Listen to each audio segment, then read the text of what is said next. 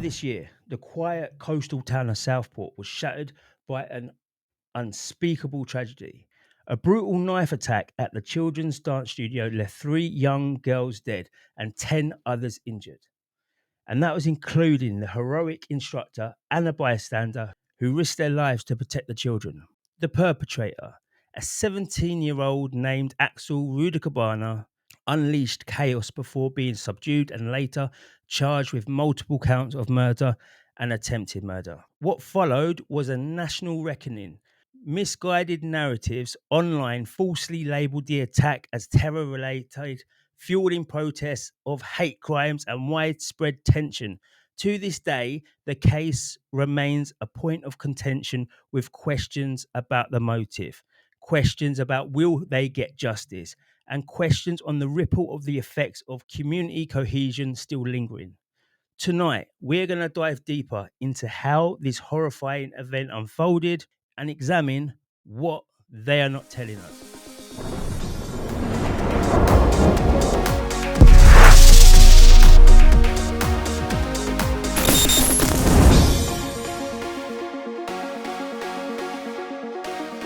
Tonight, I'm going to be here with Louise. Hello, Danny. How are you doing, Louise? Are you okay? I'm doing great, thank you. Thank you. Thank you for coming over onto the channel. It was probably about a month ago. An MP in the UK. I don't know how much you'd be watching UK politics. There's an MP called Nigel Farage. He had questions about the Southport murder, what the government was hiding, and he wasn't allowed to say a question in the Houses of Parliament in regards to it. The Speaker of the House, he refused this questioning, and that's led to people coming out with all sorts of theories and trying to get the truth. This is what it's about, and that's how I come about your channel. And what interested me so much about it is it spun a whole new level in my mind, and it spun in a lot of other people. And I shared it on my channel, and a lot of people liked it, and they didn't know that mindset because you can look at things from the other side. I can look at it from English side, and how Rudakubana, he came over to the UK as his father came over to the UK, I should say, as a refugee from Rwanda. But actually, you know more about Rwandan politics and African politics as a whole into why they might have come across. Yep. My whole purpose was just to expand people's mind and to sort of awaken and warn people in case there's an even much bigger danger.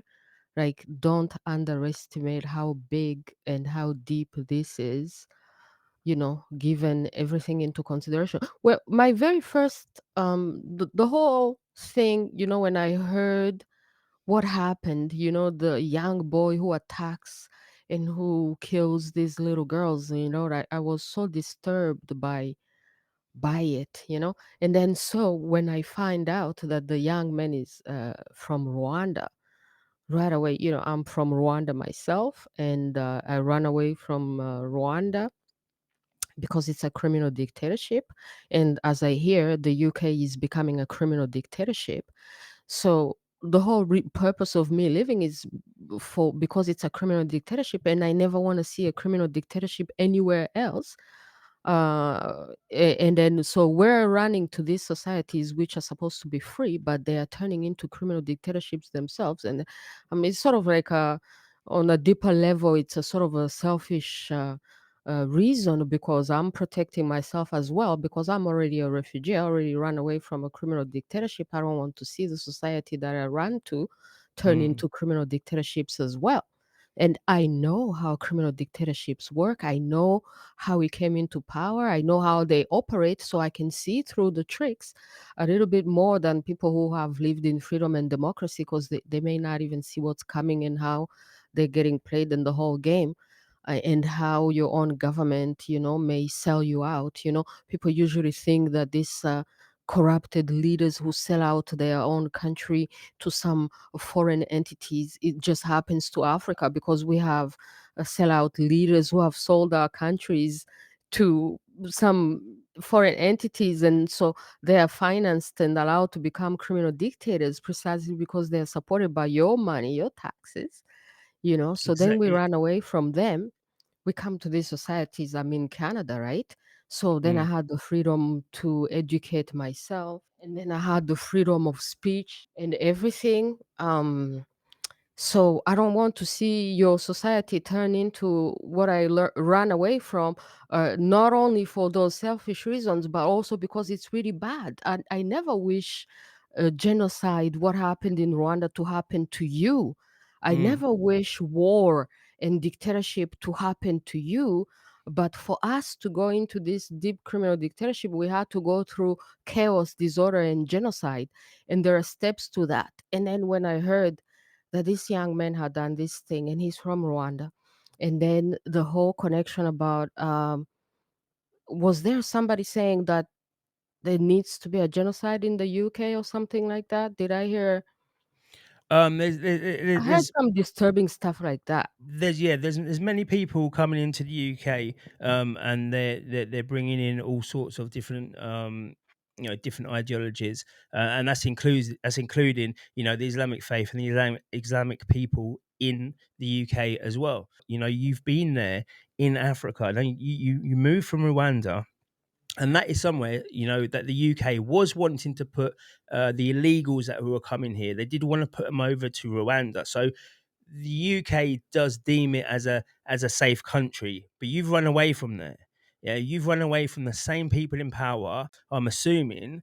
Yeah, I call it the Kagamistan, because it's not Yeah. even Rwanda anymore. It's Kagame's land. He has turned into his own criminal dictatorship. He rules everything. He owns everything. He employs everyone. People are supposed to be quiet. And if you're intelligent, if you express yourself, you go to jail, you die, or you go into exile. And then they Mm. fabricate all kinds of things on you or on your families. And so it's a criminal dictatorship. And this criminal dictatorship was brought into power by the British, the Americans. We could go into Yes. those details. But so what I saw when I saw those little girls, it really touched me, and I'm like, no, definitely going to have to investigate this and find out exactly who is this young man, where does he come from, and who raised him. Because in Yeah. our culture, in the Kinyarwanda culture, we say uburere buruta ubuvuke. This is a concept of your education, your upbringing, who is raising you is even more important than how you were born, and who you are. The idea of being black and white or whatever, Mm. right? Yeah. How you're raised and how you're educated, or even these religions, right? Even these religions, religion is something that you're being taught. You know, it's something that you're Yeah. being taught, and if in the religion allows you certain things that you can do, you are going to do those things. So if in your upbringing you're being brought up within a certain culture and a certain concept that allows you certain things, you're going to do those things. So anyways, I was like, it was so heartbreaking for me, because I'm like, okay, this Western society, this British, I'm a spiritual person. I see things on a spiritual level. I Yeah. brought in my spiritual perspective. I'm thinking of things. The whole idea of compassion and empathy. It's about being able to transport yourself into other people's feelings and minds and see how they see these things. So I'm seeing your society from your perspective, and I'm like, okay, so this here's a British society where people don't even make children. The women have problems having children, and that's the whole issue why you even have immigration issues, is because people have not made enough children. So that now people are importing in immigrants and all that stuff. It's the same issues in Canada. Really, I'm seeing it in Canada as well. Yeah. So then the few women that have been able to have children, their children get killed. And then on top of that, on another level, on a deeper level, these children who are getting killed, these were girls. So these were future mothers or future children. I saw it on that level, Yeah. right? Yeah. So That's I'm a like, okay, so this society is getting attacked on multiple levels.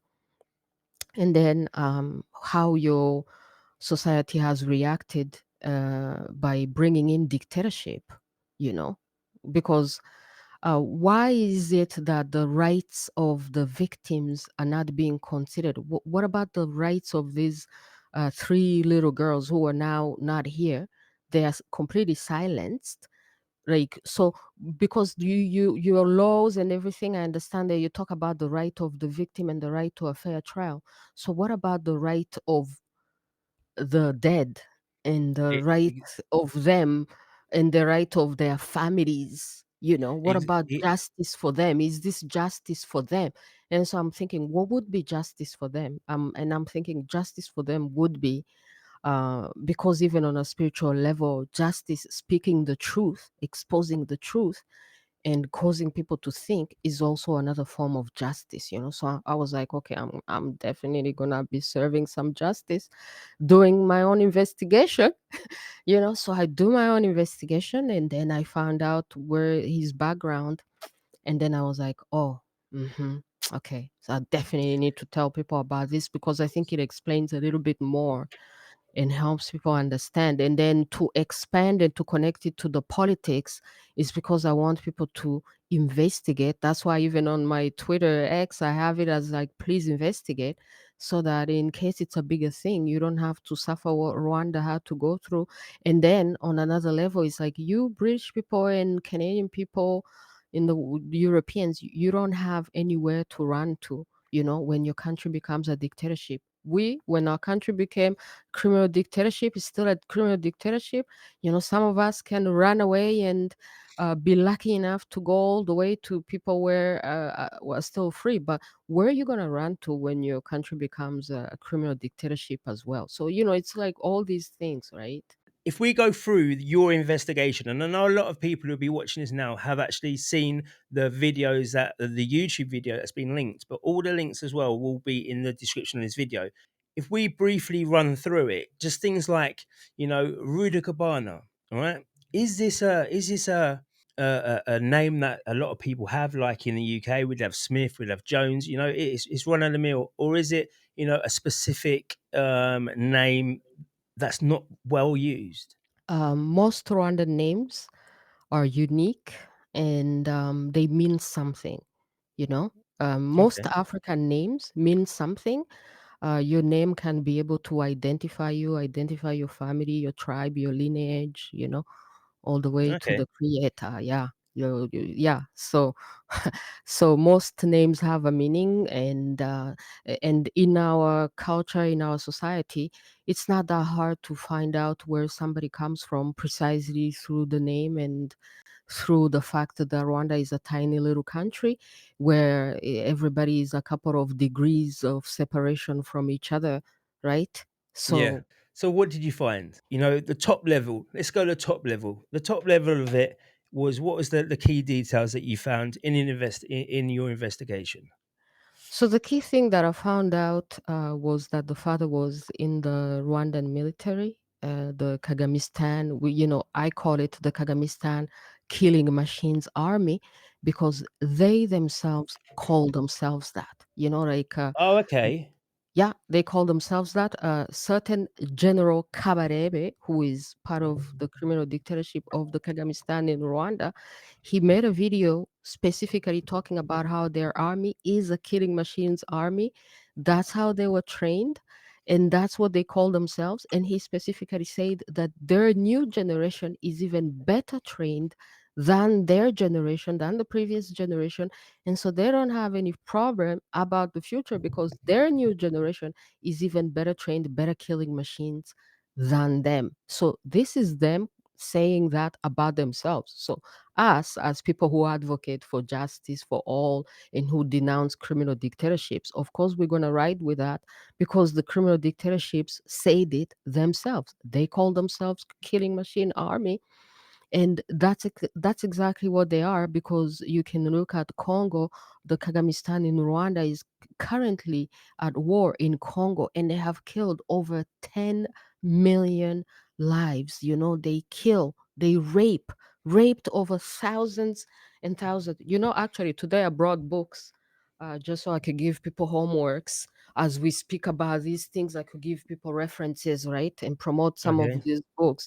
So this is like a book on Congo, talking about precisely its Holocaust in Congo, its Sharo Nana.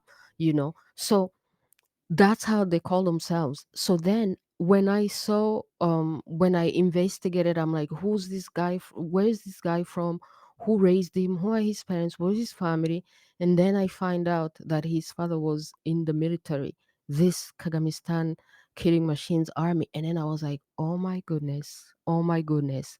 Mm. What if, because the way the criminal dictatorship operates is that, when you're in the military, and then when you pledge allegiance to the political party in power, which you have to be part of them, it's a little Yeah. club.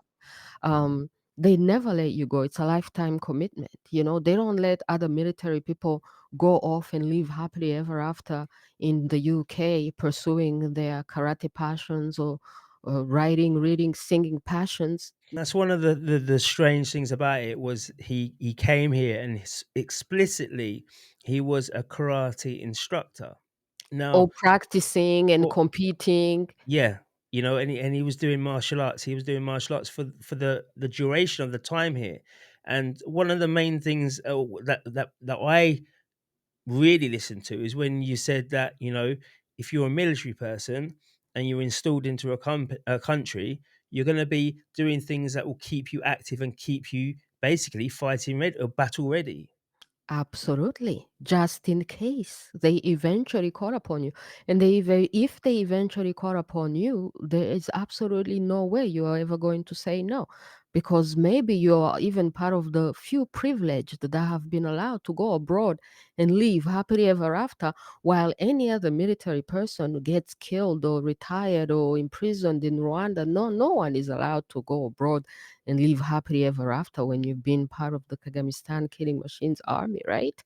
What you're telling me about Rwanda and what we've been recently within the last 3 years, we've had members of parliament going over to Rwanda to these big high building states, saying it's a safe country for the illegals to go over. Look at it; it's a beautiful country. It's got all of this.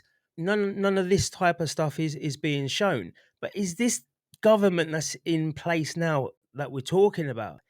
Is this the same one that would have been would there have been the rebels that defeated the established government? Would that be the right way? Yes, these are the rebels who started the war in 1990 and invaded Rwanda from Uganda. They were actually part of the Ugandan army.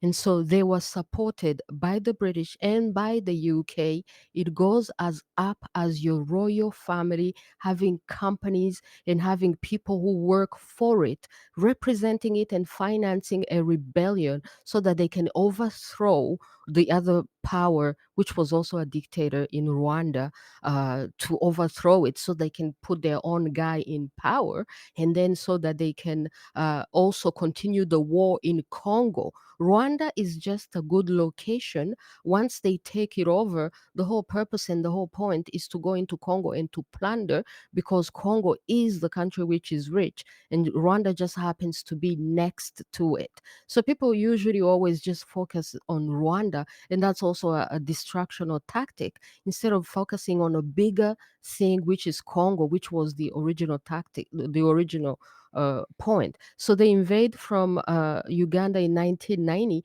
It takes 4 years before the infamous genocide against the Tutsi in 1994. And the thing that provoked the genocide is because this guy who is in power in Rwanda, the Kagamistan, Paul Kagame, shot, killed the former president, assassinated two African presidents, the president of Rwanda and the president of Burundi. He took them out, took their airplane out, and he was helped by the UK, the USA, and the UN.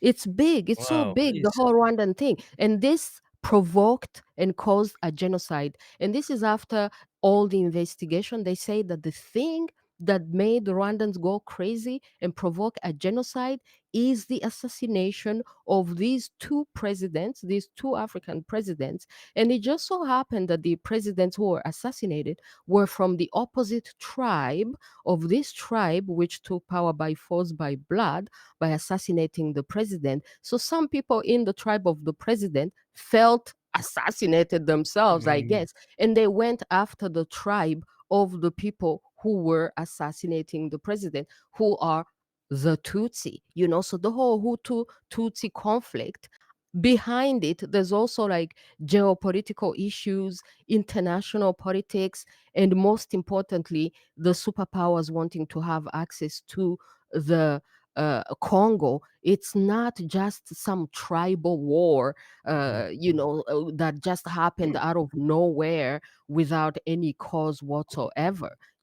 So this army then kills the two presidents, provokes the genocide, and in the midst of the genocide, they take over. And when they take over, one of their tactics that they used in taking over was also to infiltrate the opposite side that they were actually fighting against, so they can aggravate the genocide and make it even worse, so then the total chaos that they may even take over. Sometimes they even complain that nobody intervened to save Rwandans, but it's a lie, because they themselves, they even wrote to the United Nations preventing it from intervening, claiming that the genocide had ended by the end of April, when mm, the war continued all the way to July. So it tells you what kind of people took power, people who used blood, lies, and all kinds of manipulation to get into power. So it's important after that that they silence everyone and anyone who investigates these things, and who publishes these books. So I'm going to drop another book right away, and this one is going to be a British lady. Her name, okay, because I put on the whole background, fake we'll background pull in the we'll background is not working. I'll pull it up. But I'll the pull it up book is and called "Do Not Disturb Michaela Wrong." She's actually British, and she wrote about how the criminal dictatorship of the Kagamistan works, and how they send people abroad to assassinate people. Like she exposes the dictatorship. So when I saw all these things, I was like, okay, this man was in the army. They let him go just like that? No, for sure he's continuing his work in the UK. And then how does every young 17-year-old know how to kill? You have to be highly trained, very highly military trained, to be able to kill mm, that fast, to kill that many people. This is not something that regular boys know how to do. Regular boys that I know, I have family in London, in the UK. Their boys are 17. They know how to play tennis. They don't know how to use knives and kill people. And they're yeah. also Rwandans. They're also from Rwanda, so it's not a regular thing for a young boy to know how to use these things. So I did my investigation, found out that he was part of this military. And then, so some people were making allegations, what I may call conspiracy theories. But I was like, okay, since we've been told things are conspiracy theories, but then conspiracy theories turn out to be right. Uh, What if I went into these conspiracy theories and found out, right? I didn't do, so whatever. People can take them as conspiracy theories if they want, right? So people are yeah. saying, okay, he did not go to the UK just as a regular immigrant. He's still working with the criminal dictatorship. That's why he trained his son. That's why they even have poison. The criminal dictatorship uses poison. They have cells in London who have pledged allegiance. We have them on video pledging allegiance to serve the dictatorship. Um, Right, yeah. yeah. So there's a lot of information on this bit. I'm All like right. So bombarding you, we right? so I'm we so called bombardement intellectual bombardment. That's my style. I just bombard you.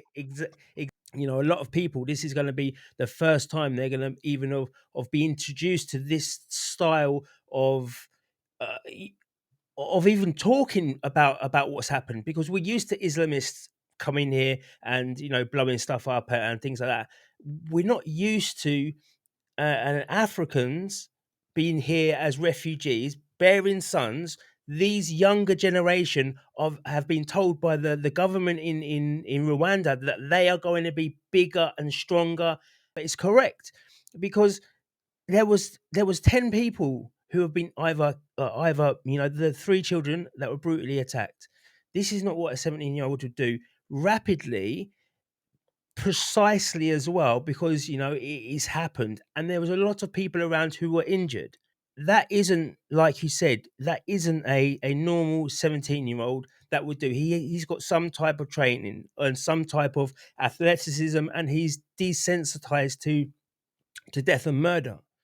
This is my theory. I'm gonna put it out slightly here. Do you think he could have indoctrinated himself with what was going on? Okay, he's indoctrinated himself with the genocide, and he's brought that to him now. He's met up with other people who are saying, you know what, this isn't our land, that's our land, and we need to carry on to the Congo.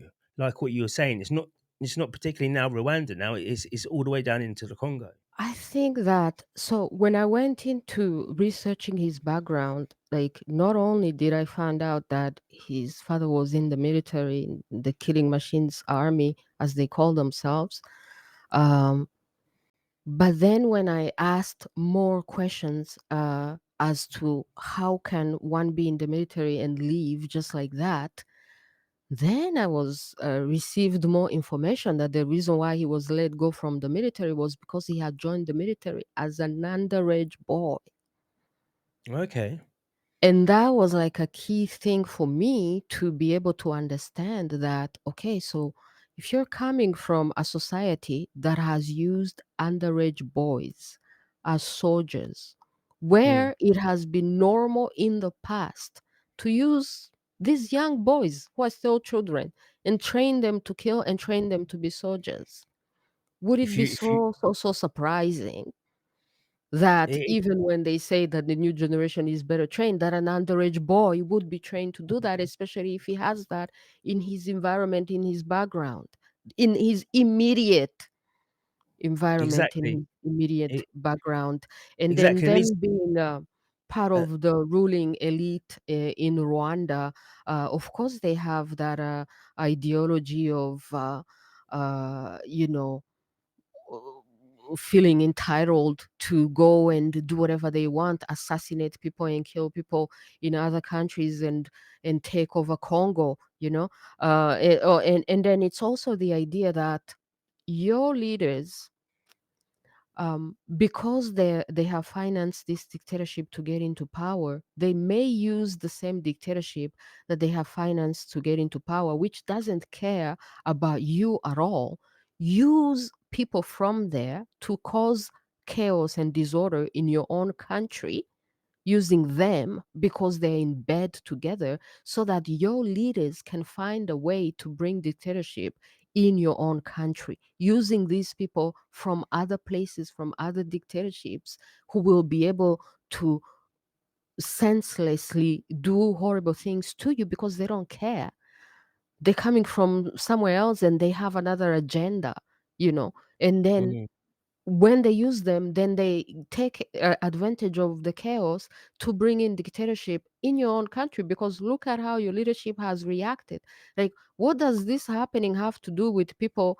With the UK becoming a dictatorship and nobody allowed to speak about anything, and if you question anything, you get called a racist or Islamophobia.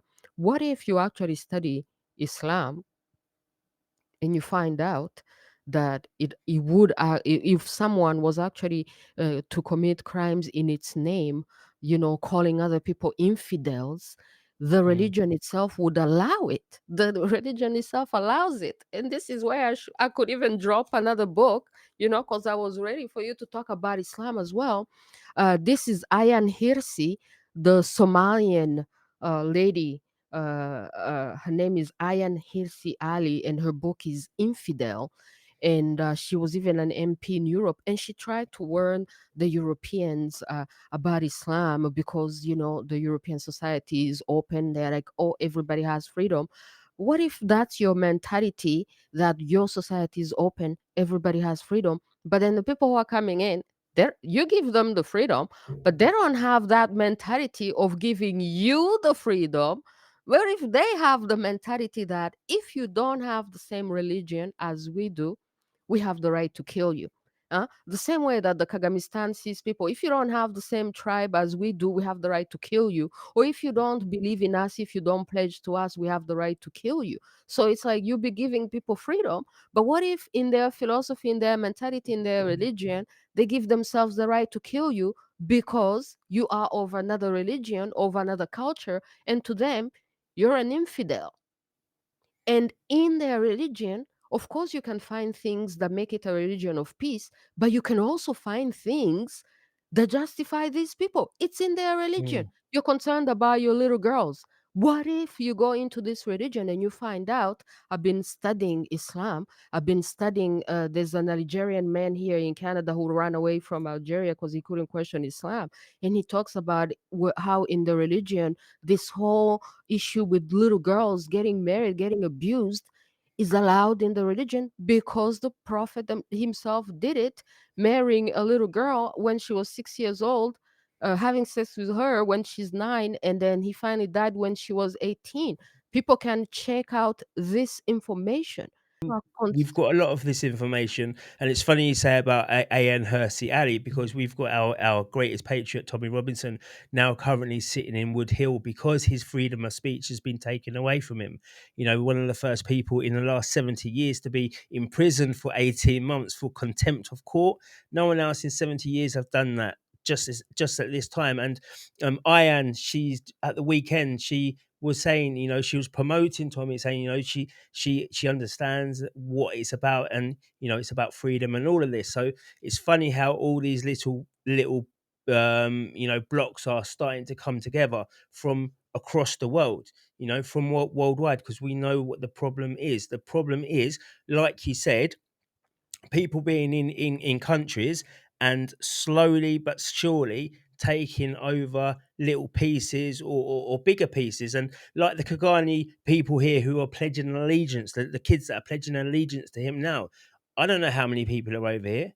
Like you said, you know, we are, as a country, you can see similarities between Africa. Foreign people giving huge amounts of money to control their country. We're getting that from, you know, from BlackRock. We're getting that from the World Economic Forum, from all these, you know, all these deep state agents are trying to take control of the UK. Starmer himself, he's taken away any type of freedom of speech, and he thought, you know, even thought laws. Can you imagine that? Thought laws. People are getting voluntary interviews for what they say on the internet.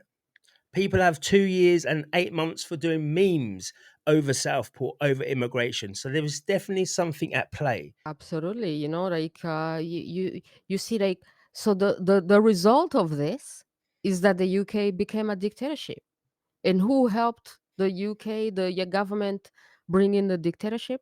People from dictatorships. Exactly. You know, they know how to do it because they've been doing it. Um, And they don't care. They so have what do you think the situation is then with Southport? Why, what is the running cost? Do you think why Axel Rudakubani decided on this day to do these heinous crimes? no idea. No idea, s- And that right there, right, is the talking point, because nobody knows, but there are so many possibilities, so many different possibilities that could be happening, right? But nobody's willing to tell. So we know that it's not something kosher. I They know let they will say that they will try to defend, as he's a trouble kid. He had, I don't know, autism or mental health issues, mm, but and then he has a brother who he's a successful guy. It was not like that. So they will try to say that it's but how many people with those same issues are trained militarily to be able to have the physical skills and capacities to kill? Danny, I don't think you know how to kill. I don't think you could kill no. a girl, a little girl. No, especially especially, you know, push comes to shove, to protect the family. You do what you have to do. Obviously, things take over. But this is a child essentially taking a life, not running them over, like looking at them in the face. And like you said, this has to be. You have to be trained for it. The skills and the physical capacity, the ability to be able to do it, is not something that is inborn, you know. No. That's And the once you whole do Rwandan something, culture, some your how you're raised, how you're educated, it matters more than how you're born. This is not a skill that you are born with. This is something that you have to be trained. And so for me, going from the idea that he comes from this environment where even younger boys, child soldiers, are trained, and I can tell you that when they make them into child soldiers, they make them do horrible things. I even thought about it, like, in the Rwandan concept, in the Rwandan perspective, he may even be a failure because killing 3 people in the Rwandan perspective is not a lot of people. Can you imagine? This is mm, how tragic the culture is yeah, and the society is, because when you come from people who kill so many people, killing 3 people, 3 little girls, may feel like a failure. And I was also trying to think about, why is he always covering himself? a lot of people say that he's converted to Islam, you know? No, I was thinking it's more like, shame. It's more like shame. Maybe he even feels like a failure because he wanted to kill many more people than that. He was Oh, trying to if you go kill down more people. And you think? in the culture that these child soldiers are made, their mission is to do horrible things to many people. So he may even have failed. His mission has failed from the perspective of, Yeah, yeah, and then you his know, his family line, because the name is connected to the family, they're gonna know the name, so they're gonna have a direct link to the family, so the whole family can be shamed. But over in Rwanda by even over in Rwanda, if the conspiracy theories are right, and he has been sent to the UK from past generation to be a sleeping cell mm, that stays alive by, yeah. and so he has failed because he risks exposing, if the UK does an investigation, they risk exposing more things in the UK and all the people that they may be connected to, and the whole UK operation. So this person did what he did. There was a blackout on it, okay? And then all of a sudden, there was bits of information being fed out. So I got this information of his name and who he was, and I looked at his Instagram. His Instagram was still up, but it was only of Christian. It was 7 videos, and they're all of like pro-Christian things, and that was it. It was really weird that it was kept up. Then there's been nothing, and then all of a sudden now he's had the rice in. He's had the chemical agents with him. That wasn't so. We've had a lot of time for people to clean the whole internet, to clean everything, to put their point of story across. So they're going to do it. But why would it happen? This is at government level. Now, would it be a huge, huge uproar to say that the whole genocide that happened, the whole start of it, when you said it was of 2 tribes and it was backed by the British, that we have British people that started it, not only started it, was quite involved into it. Like this Rudakubana, he's involved in it. Now we've got to pull him out.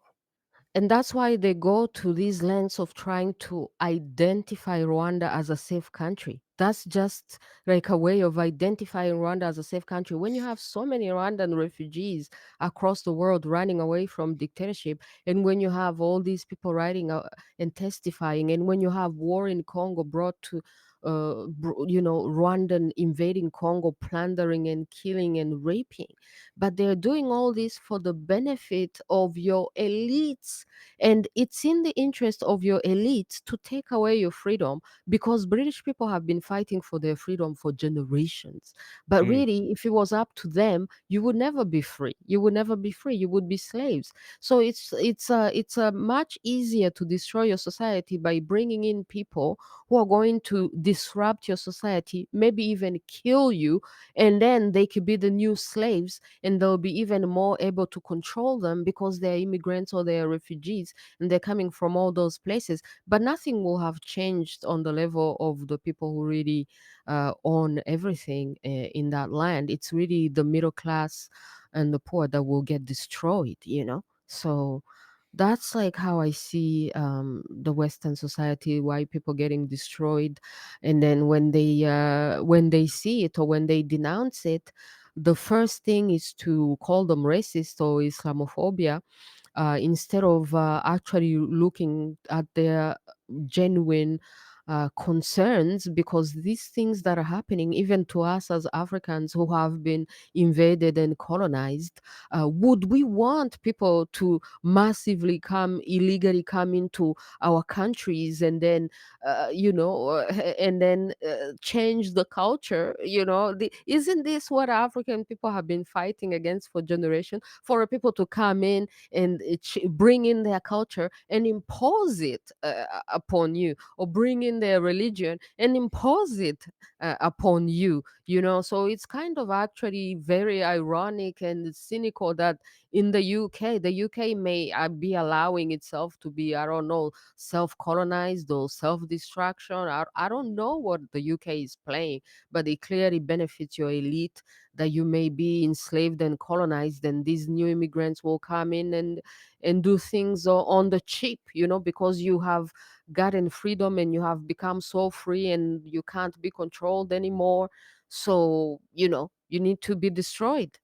This is my the ultimate this is my ultimate thing. I'm like, this is what's happening to these societies. They're just trying to destroy their own people so they can find a way to control the new immigrants who will be clueless, of the whole society, because they're just so desperate and just so wanting to come in and to be in a free society. Sometimes I think even the new immigrants don't realize that by destroying the rights of the British people, of the Canadian people, of the people that they find, they're self destroying themselves in the future. The society that they are running to, which is supposed to be a free society, is not going to exist by the time that they have their British papers, So for them to even defend the destruction of the British society, while they're future British, there's no future British if British people get destroyed today and your freedoms get destroyed today. All these people, all these new immigrants, whatever it is that they have come for in this society has been destroyed. So I never even understand immigrants who don't get it and they Yeah. fall for the whole scam. So this kid, whether he used Islam or whether he used the Kagamistan, within both cultures there are elements that would allow him to do such things if you examine them closely. So he could use Islam or he could use the Kagamistan is structured as a religion anyways. If you're not part of it, they'll kill you. You have to run away, you have to exile, and they give you orders and you pledge that if you do not obey them they can kill you. You have become an enemy. So these things are in the religion and they're also in the Kagamistan. So like the combination of both is just double deadly. But whether he uses Islam or whether he uses the Kagamistan or both, it's just bad on both sides, and he would be justified to do what he did, using these things, using this way of thinking, and using this background. Mm. Either way, he has things that support him within that. So to me it's just like we have to say these things and we have to expose it, we have to speak the truth because it's part of justice, and maybe people will wake up and not fall for the trick, not fall for the trick, Yeah. and keep your freedom. Because if you don't wake up, this the stuff that happens in Africa is going to happen to you. You're just going to Yeah. become a criminal dictatorship as well. And you will have leaders that have been imposed on you by other people who have financed them, the same way that the Kagamistan in Rwanda was sponsored and imposed on Rwanda and supported by the UK and the Americans to take over. That's Yeah. things that used to happen to African countries are now happening to you. So actually, Rwandan people have been saying that, some people are cynical about it and they're like, well, it's the UK that brought us the criminal dictatorship, and now they're getting to pay for the criminal dictatorship that they brought Yeah. upon us. Now it's doing to them what it did to us. Yeah, and that's what I was alluding to earlier on. Of saying, did this person think to himself? Did Axel Rudakubana think, you know what, you brought this to the country that I've pledged allegiance? Because you said earlier on that these people are there's many people around the UK and Europe who are pledging allegiance to the president. Is that correct? The The ruling Rwandan party. Patriotic Front, which is of Yeah. the president, yeah. So There's if a they, video. I could actually find the link of the video and send it to you. People yeah, pledging allegiance in the UK, Rwandans, all of them raising their hands on video. And those are people who went on video. That was, I guess, to motivate other people, right? So what about the people who are not even on video, right? Who exactly. have How pledged many people allegiance? is 'Cause, there? uh, Are these people coming here because they legitimately are now sleeper cells? Because it's not a coincidence that Europe is being dominated by the influx of undocumented people coming from Africa over into Italy, over into Spain, into Canary Islands, these places, and filtering up through Europe. If you come for a new life, you've come for a new life, but there's going to be people as well who are not. There's going to be people as well thinking, hang on a minute, if this destabilizes and we have enough people in that country, we can become the ruling leaders because we know how to topple governments. We know how we've done this. We know dictatorship. So if we can get 20,000 people into the UK, destabilize it from within, okay, and then we know how to kill because we've got child soldiers who are now adults who are now training other child. We know how to do. We know how to topple governments. We know how to do guerrilla warfare. What does the English know? What do we know? We don't know any of and do you this. even have guns? Can you even defend We don't yourself? even have In, guns. in Canada, they were talking We're not about even allowed taking. knives this big. We're not even allowed to have knives this big. Uh-huh, uh-huh. But a lot of some of these immigrants, illegal immigrants that you're getting, you see the many of them are only men, fighting men, Yeah, like young for ready to undocumented. fight kind of men, Yep. you know. So even when you think about it for the future, what's going to happen with all these men who just in your society, and it's just men? Do you have enough women for them? No, there's not enough women. Because we're going through that at the moment. We're going through stages where they are putting in of all different people. Okay, this isn't just going to be specifically African, but there's a lot of Africans that are coming over. There's there's a hell of a lot of coming over into hotels, and they're illegally coming on the boats into hotels, and then being put into areas to that can't cope with them. Like there's a place in Wales called Llanelli, right? And they was going to put 300 people in there in an area that only had 500 people. So already they had changed the dominance because now they were very close to not being the dominant people overnight. Because obviously, when there's a deficit, people are going to start fighting. People are going to start wanting. It's a commodity, then, isn't it? Absolutely. And then so what and then also, this whole idea of little girls getting killed. What if people who are coming in have a different mentality? What if the religion is also have a different mentality, a different way of seeing women as less than men? And if you go into the religion, you will see it. Husbands Mm, are allowed to beat their wives. They're mm. their educators in the religion of peace. Wives are allowed to beat husbands are allowed Husband. to beat their women because women are considered to be less. And so if the religion allows you this, you can. If you're a good person, then you're not going to do it. But if you happen to do it, you have justification in your religion, you know. Yeah, So what exactly. happens when someone who has this, it comes into a religion where women are free? And what happens when you come into a religion where you come into a society where you have women who are free, who are walking around uncovered, but you have people who think that women should be covered? Exactly, and we're having this problem. This is one of the main problems we're having. The women and children are not being safe because we have these undocumented males. Okay, these young males who are coming into the areas, and there's been a lot of sexual assaults that are happening and going up. In my area of Maidstone Police has said if there's a sexual assault happening, you're best to call 101. Now, 101 here is a non-emergency line where they just document it. Okay, so it's basically called up the non-emergency line, so the 999, the police don't come out, and then go to yourself to the hospital to try and save the evidence that they don't want to get. But they're doing that because of the statistics. They don't want the statistics to come up like it has done up and down the country. So it's the same way as we don't have a lot of hate crime, but we have a lot of non what they call it non hate crime. So non you can't get arrested for it, but they can only talk to you about it. That's gone through the roof, but we don't have hate crime. It's the same as sexual assaults have gone through the roof, but they don't have 999 calls. So they try and balance it out by saying, no, it's not the people coming into these communities. We know it. We know it is. And we know that the more and more people that we come in that we don't know about, and it's good that speaking to yourself because you're giving broad details about how these people's families grew up. This is something that you run away from, okay? And it's something that every other people are running away from. Yet the government now today said, no, it's cool. Rwanda's a good place. So It's a lie why would because he they be have. doing that?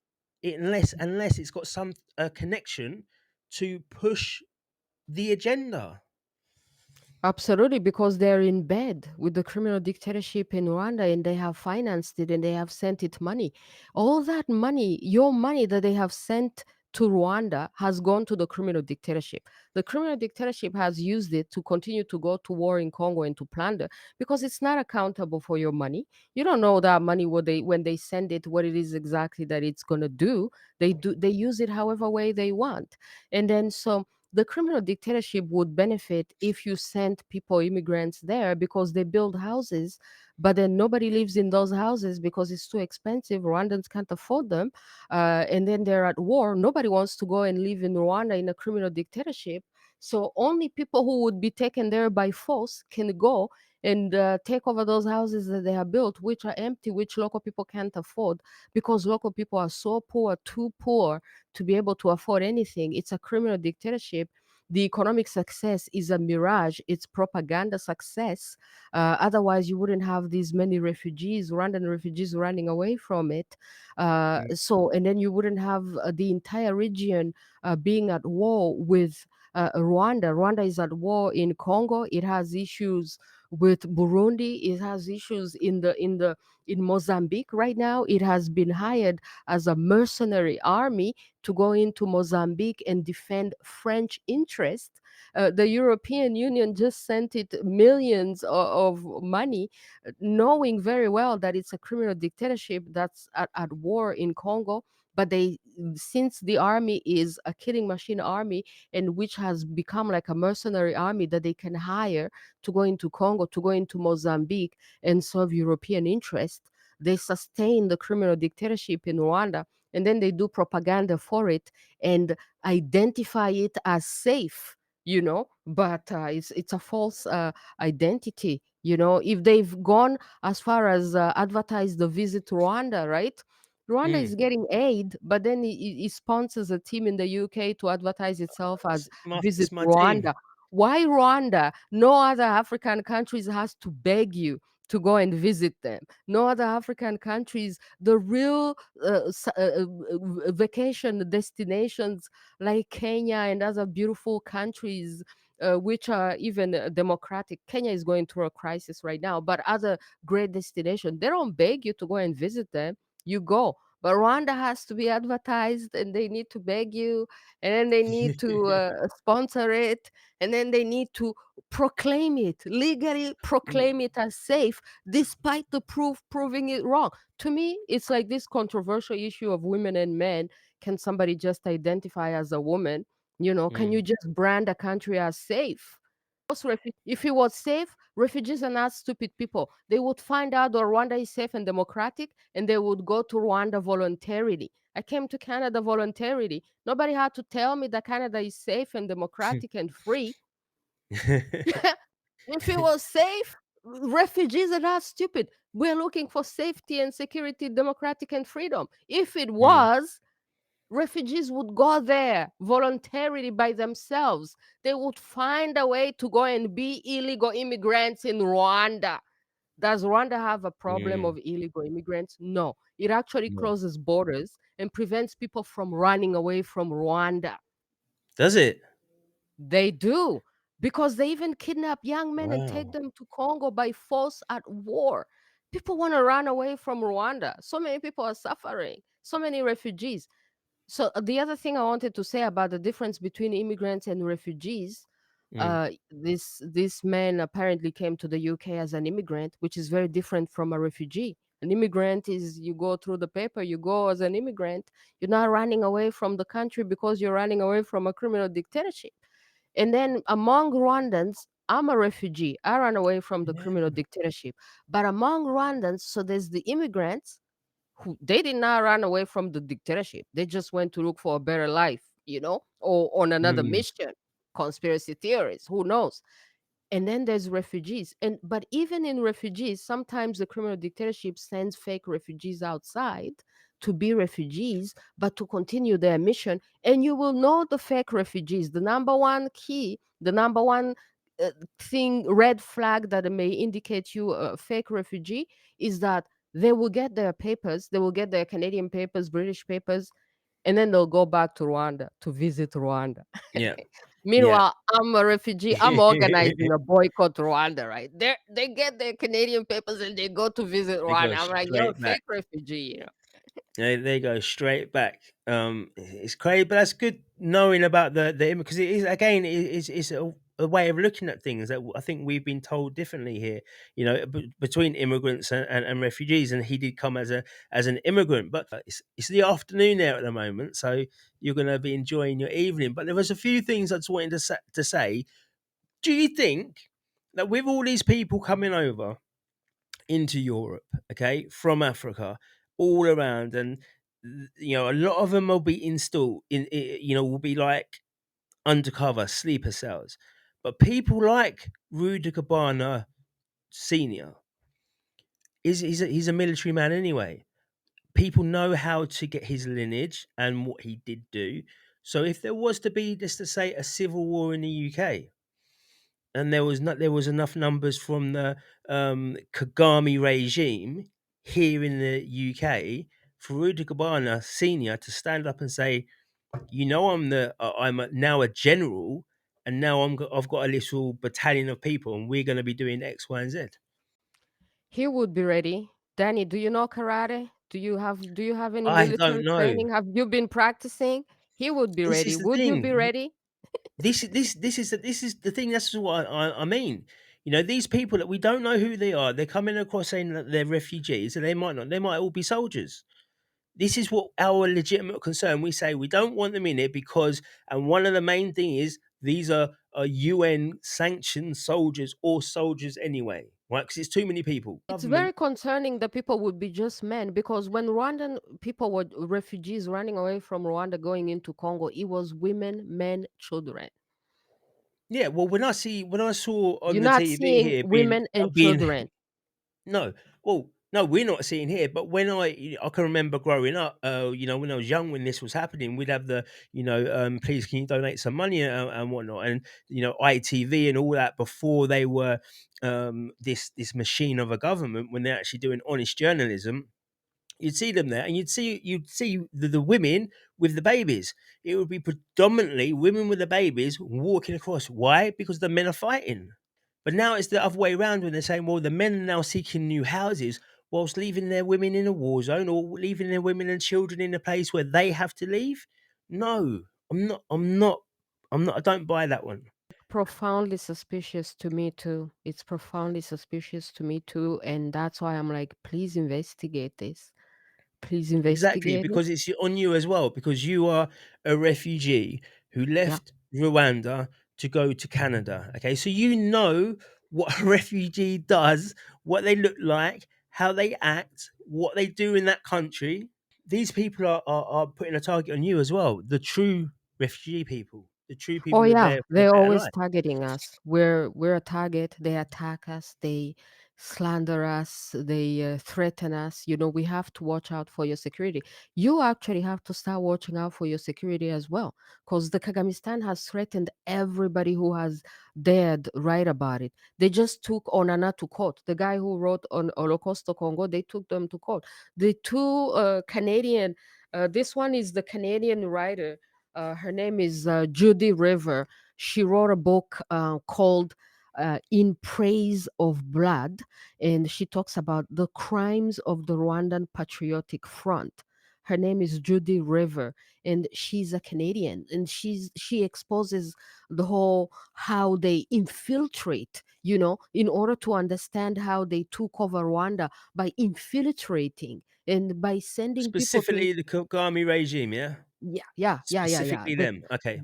He was a master spy, you know, before uh, becoming the president, and he was in the Ugandan army as a spy, you know, and he went for training in the United States. His two sons, he has recruited his two sons into the army because he's planning to leave his family into power, his daughter or his sons, and his sons have been trained into the army in the UK, by the way. One of his sons is currently training in the army in the UK. Really? hmm And even his other son, the bigger one, also came to the UK for training. He was trained in the UK in the army, and then they're shipped back to Africa because his father was imposed by the UK and the USA and serves.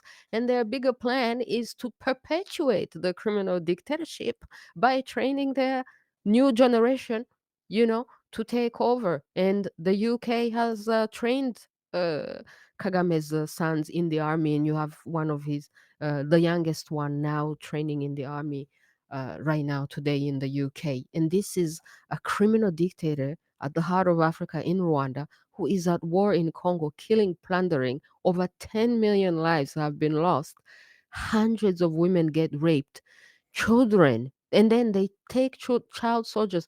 Actually, Rudakubana is even like 17 is old. 17 is so Mm, old in the Rwandan way, in the Kagamistan way of seeing things, you know, because you guys in the British system, of course, he's underage, but in the Kagamistan system, it's so over age. And if his mm. father went to the army being even younger than him or being the same age as him, you know, like all these things, when you connect the dots, I think there's something bigger and deeper going on. And, you know, so I'm dropping all these conspiracy theories because conspiracy theories have been proven to be right, It's fact. asking for people to investigate so that in the future you won't be coming and saying, oh, nobody ever warned us. You know, I never wish for what happened to Rwanda to ever happen to anybody else, not Mm, even to my enemies. I don't even have enemies, but I'm just saying. So let alone these countries which have welcomed us and given us an opportunity to live in peace and freedom. You know, so I wish you guys well. And I wish for there to be more peaceful and free countries, not more dictatorships. If the UK and Canada become a dictatorship, we're going backwards as a humanity, as a people, as a overall civilization, right? So we definitely have to stand up and not allow for us to go backwards. You know, like the Kagamistan way is backwards. Even some mm, things that people accuse the religion of peace is that it's backwards. It is stuck in 7th century when it was invented in every in the thing. It's stuck in that century. There are things that were applicable in that century but are not applicable today. And yeah. maybe at that time, for people who are living in the desert where men were always at war, their women had to be covered so that they won't get taken by people who are always at war. But in Africa, us living in paradise Africa and living in the sun, our women were never covered, and our men were highly civilized people. Even if they see a woman walking around breast outside, African women since ancient times, they don't attack the women and rape them because they're walking around just with the bikini. This is African women used to walk around and not be raped, not be abused or threatened or anything because our Yeah. society was civilized. But then there comes in the religion because of their background, coming from the desert and coming from a different background and different environment.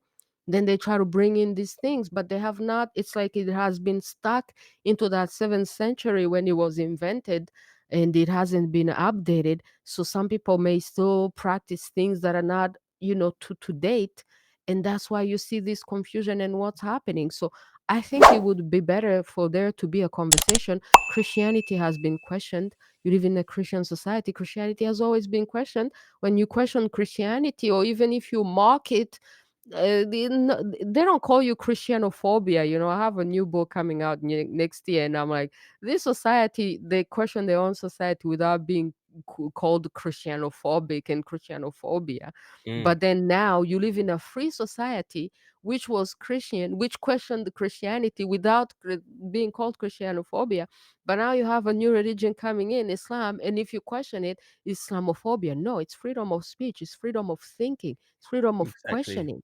And if your It, religion is based on a truth, and that which is true cannot be destroyed, what are you scared of?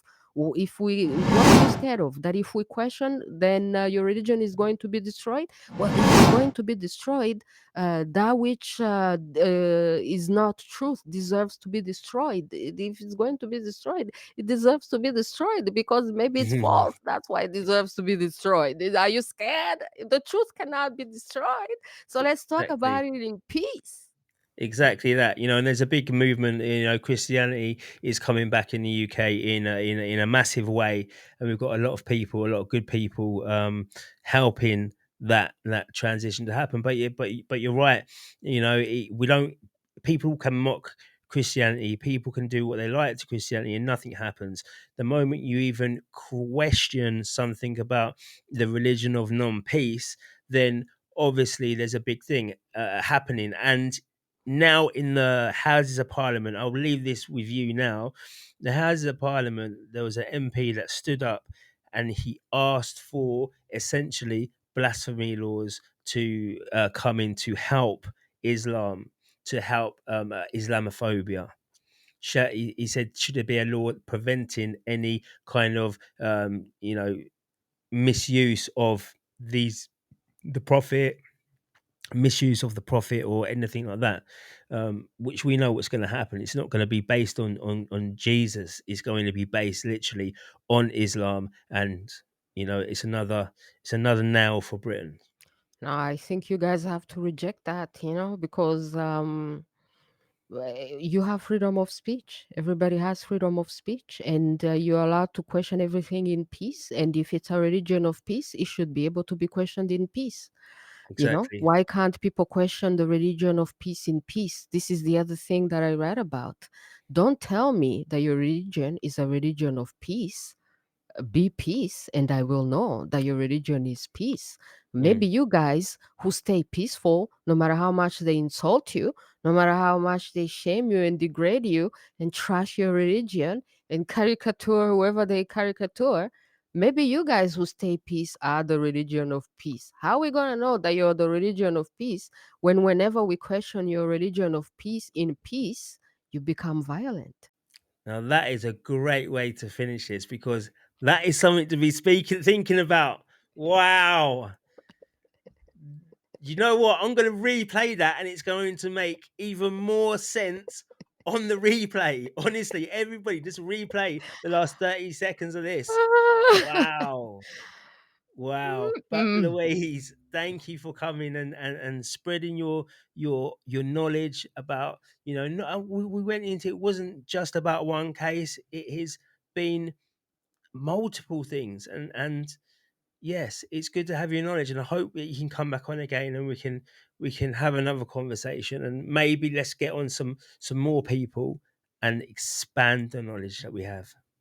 I'll be back, Danny, and thank you for inviting me. You know, when you first wrote to me, I didn't know exactly who you are and what you did. So that's why I was like, thank you. And then I went and checked you out, and I saw a couple of your videos and an interview you did with the Australian people.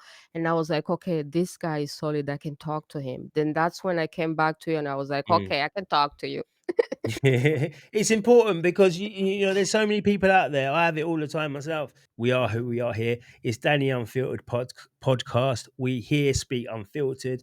Don't care if the government like it, if the other people like it, because like you said, we should be able to speak in peace about anything. Stay unfiltered, Danny. Stay unfiltered. We will do. We will do. And thank you for your time. Then. Thank you. Thank you. Have a good day.